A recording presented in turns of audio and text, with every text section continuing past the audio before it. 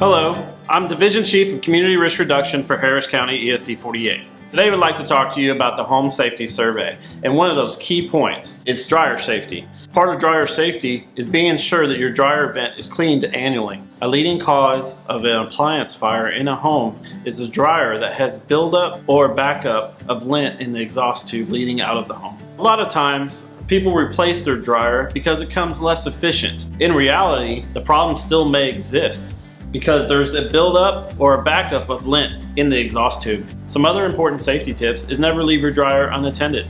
Never start your dryer and leave home, or start your dryer and go to bed. For you do-it-yourselfers at home, you can pick up a dryer vent brush at your local hardware store, but for those larger jobs, we recommend having a professional. And today we're working with 911 dryer vent cleaning.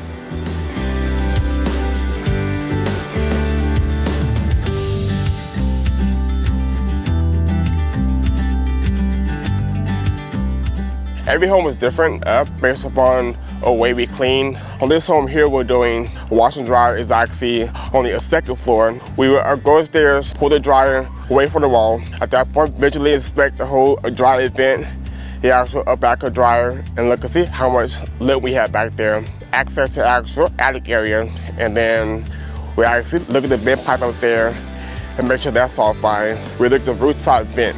We basically go from the dryer and go all the way up the wall, reach the rooftop vent.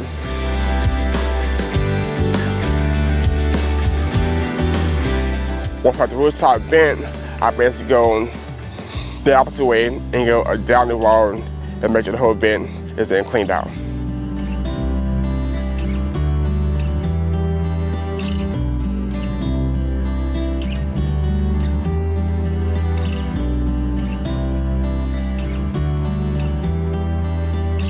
I'd like to thank Lee with 911 Dryer Vent Cleaning for helping us with this important message.